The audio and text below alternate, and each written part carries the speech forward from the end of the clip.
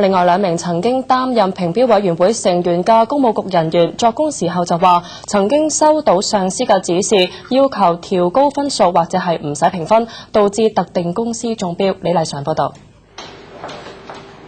第2同第3名上庭作證，分別係公務局圖則暨工程處特級工程師陳偉雄同首席高級技術員梁少坤。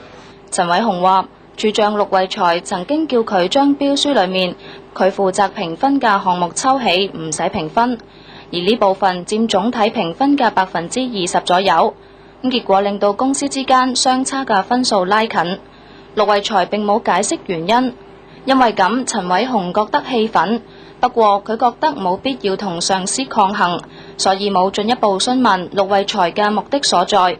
佢亦都承認自己有疏忽。而當陳偉雄完成初步嘅評分表格之後，就會交俾陸惠才或者城市建設廳高級技術員李武璇製作評分總表。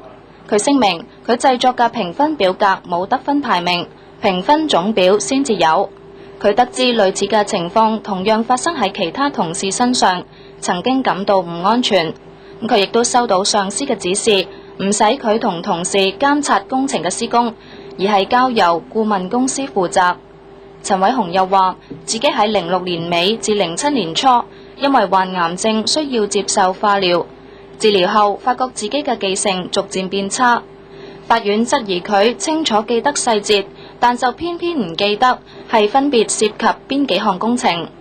佢解釋係因為喺案件揭發之後，佢刻意忘記當時嘅細節，同逃避了解案件嘅進展，所以具體涉及邊啲工程亦都唔記得。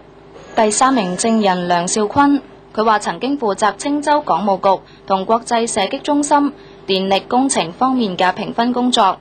佢同同事都收過上司公共建設廳代廳長鄭岳威嘅指示，需要調高申明輝喺電力工程方面嘅分數，但就冇特別聲明要特定嘅公司中標。而李武璇就負責總體嘅評分，之後會發還返俾佢同埋同事調分。